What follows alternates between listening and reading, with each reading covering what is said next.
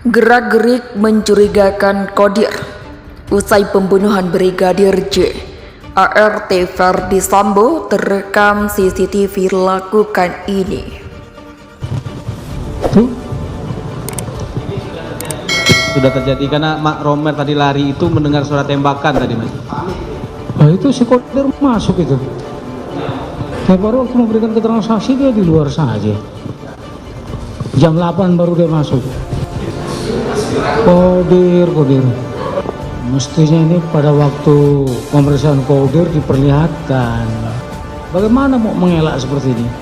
Dengan ada bukti rekaman yang baru diketahui oleh hakim, berarti ini merupakan satu deskripsi yang baru ya.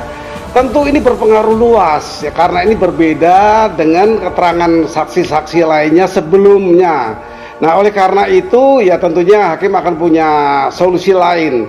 Untuk mendapatkan satu kebenaran yang material, tentunya perlu diperiksa ulang. Saksi-saksi yang berbeda dengan apa yang ada pada rekaman CCTV itu diperiksa ulang. Cuman kan dari awal, bayangkan yang kita lihat hari ini sudah terang benderang rencana pembunuhan. Kemudian dengan cara menutupi rencana pembunuhan itu dengan proses, yaitu proses pelecehan seksual.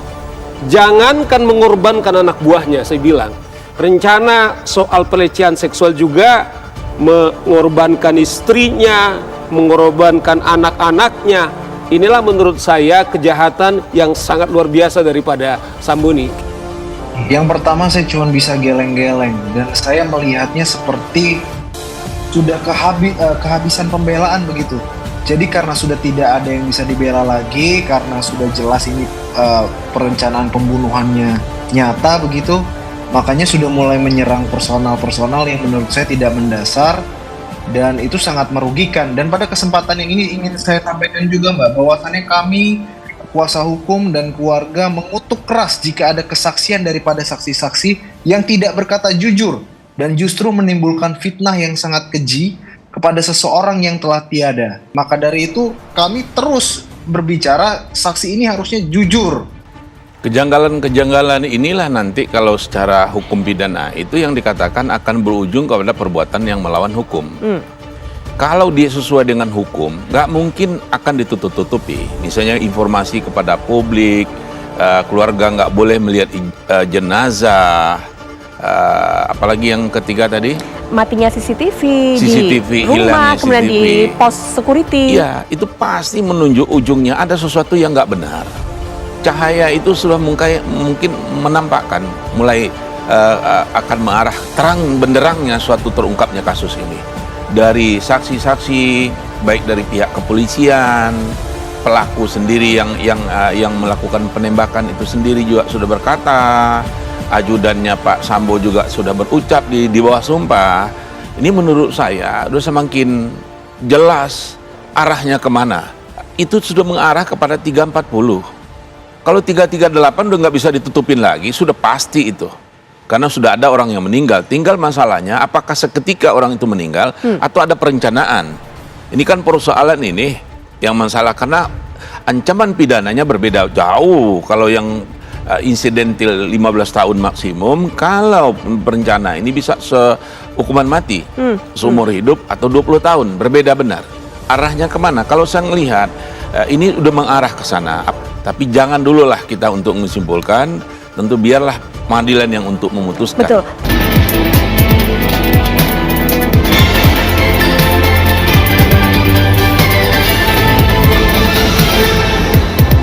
Kasus pembunuhan Brigadir J terus bergulir di persidangan. Sejumlah fakta pun terungkap lewat barang bukti yang ditunjukkan Jaksa Penuntut Umum atau JPU di sidang. Terbaru, JPU memperlihatkan kepada hakim dan publik terkait rekaman CCTV di kompleks rumah Ferdi Sambo. Rekaman CCTV itu memperlihatkan aktivitas sebelum dan sesudah Brigadir J dibunuh pada tanggal 8 Juli lalu. Selain Ferdi Sambo dan Putri Chandrawati, CCTV juga merekam aktivitas Kodir, ART mantan Kadif Propam Polri itu. Seperti diketahui, Kodir pernah mencari saksi di persidangan kasus pembunuhan Brigadir J. Aktivitas Qadir usai peristiwa pembunuhan Brigadir J pun disoroti oleh hakim. Qadir tampak menunjukkan gerak-gerik mencurigakan dalam rekaman CCTV itu. CCTV itu dibuka dalam sidang kasus obstruction of justice atau perintangan penyidikan kasus pembunuhan berencana terhadap Brigadir J dengan terdakwa Hendra Kurniawan dan Agus Nurpatria. Rekaman CCTV itu diputar di dalam sidang untuk mengonfirmasi keterangan dari ahli dari Pusat Laboratorium Forensik atau Puslap for Polri, Heri Prianto, yang dihadirkan jaksa sebagai saksi untuk terdakwa Hendra Kurniawan dan Agus Nurpatria. Ini siapa? Tahu? Tanya Hakim Suhel dalam sidangan di Pengadilan Negeri Jakarta Selatan. Qadir yang saksi kita hadirkan, jawab jaksa. Hakim Suhel terus menyoroti tingkah laku Qadir yang memakai baju biru terus mondar-mandir. Setelah penembakan terhadap Brigadir J terjadi, Qadir keluar masuk rumah Verdi Sambo sesaat setelah Brigadir J tewas pada 8 Juli sekitar pukul 17 hingga 17.12 waktu Indonesia Barat. Dalam rekaman CCTV terlihat Qadir juga terlihat sempat berkomunikasi dengan mantan ajudan Sambo, Azan Romer. Kemudian asisten rumah tangga EKS, Kepala Divisi Profesi dan Pengamanan itu tampak sibuk berlarian di luar rumah dinas Sambo. Itu si Qadir masuk itu. Waktu memberikan keterangan, saksi dia bilang di luar saja, jam 8 baru dia masuk, ucap Hakim Suhel. Ketua Majelis Hakim lantas menyayangkan rekaman CCTV itu tidak diputar jaksa saat pemeriksaan Qadir dihadirkan sebagai saksi. Sebab Hakim Suhel meyakini Qadir tak akan bisa berdalih terkait posisinya yang sebenarnya saat peristiwa penembakan tersebut terjadi. Mestinya ini pada waktu pemeriksaan Qadir diperlihatkan. Ini kan ada bukti. Kalau seandainya bukti itu sudah ada di sini, kan dia bisa diperlihatkan. Lihat itu, ujar Hakim. Siapa wanita misterius disebut Baradae nangis di rumah Verdi Sambo, suami Putri bantah. Melalui kuasa hukumnya, Verdi Sambo membantah keterangan Baradae pernah melihat wanita misterius menangis di rumah suami Putri Chandrawati. Baradae sebelumnya menyebutkan seorang wanita misterius menangis di kediaman Verdi Sambo di Jalan Bangka, Kemang, Jakarta Selatan. Bantahan tersebut disampaikan oleh Arman Hanis pada Kamis 1 Desember 2022. Terkait keterangan RE di persidangan, saya tegaskan keterangan itu tidak benar dan hanya karangan RE saja. Dan nanti akan kami buktikan di persidangan klien kami, kata Arman saat dikonfirmasi pada Kamis. Menurut Arman, keterangan Baradae bertentangan dengan keterangan saksi lain dan bukti video yang diperlihatkan saat sidang terkait wanita misterius di rumah Verdi Sambo. Saya tegaskan sekali lagi bahwa itu hanya karangan RE dan keterangan RE bertentangan dengan keterangan saksi-saksi lain dan bukti video yang pernah ditayangkan di persidangan. Ingat, harusnya justi kolaborator jujur di sidang, tidak mengarang cerita apalagi bohong, kata dia.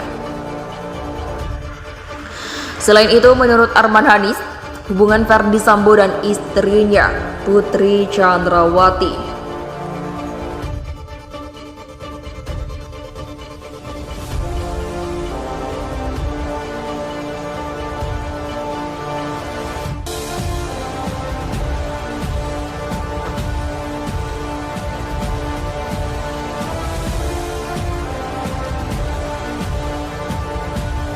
Selain itu, menurut Arman Hanis, hubungan Verdi Sambo dan istrinya Putri Chandrawati baik-baik saja.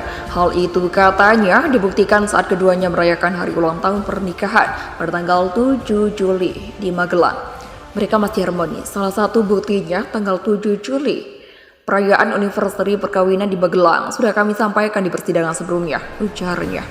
Sebelumnya terdakwa kasus pembunuhan berencana terhadap Brigadir J, yakni Baradae, mengungkapkan adanya peristiwa yang mengubah kebiasaan Verdi Sambo dari tinggal di rumah di Jalan Bangka Kemang menjadi tinggal di rumah yang berada di Jalan Saguling. Hal itu disampaikan Baradae saat menjadi saksi di persidangan pembunuhan Brigadir J untuk terdakwa Ricky Rizal dan Kuat Ma'ruf. Menurut Baradae, peristiwa itu terjadi di rumah Verdi Sambo di Jalan Bangka, di mana ada wanita yang keluar dari rumah Verdi Sambo di sana sambil menangis.